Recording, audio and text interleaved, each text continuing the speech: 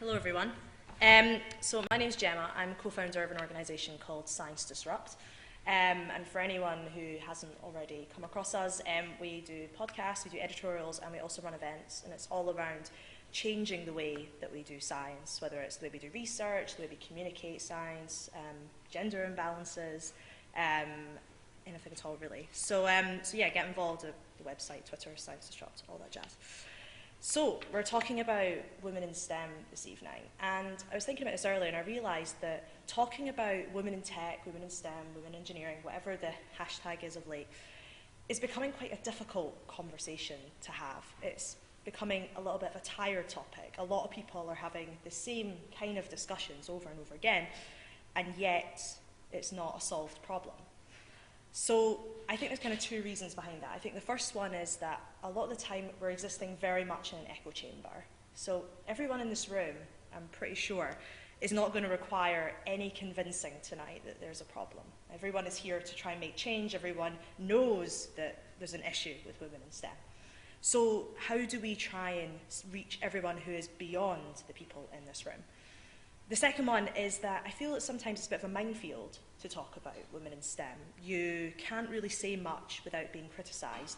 You might see that there's a really poor way of trying to engage women and you point it out and you're a crazy feminist.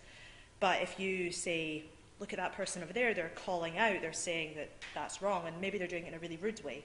And if you say, hey, fellow female, you're being quite rude, you're accused of not agreeing with the cause. So I feel like there's quite a lot of issues in terms of how we talk about this issue, and it can be kind of difficult.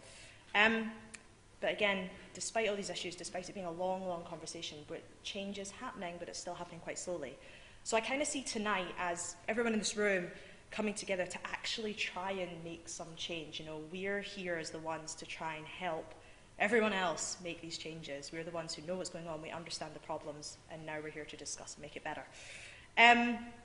So I couldn't really get up and say, let's make change and let's have actionable insights without giving one of my own ideas. So I thought I'd kick things off. So something that I think is really important, which Sue talked a little bit about, is women at conferences. And I found that a lot of time, whenever I've been at a conference, and you know, I'm Gemma Milne, Women in Tech, and I'd really love to be Gemma Milne, Science Disrupt, or Gemma Milne, Tech Person, or Gemma Milne, Keynote Speaker.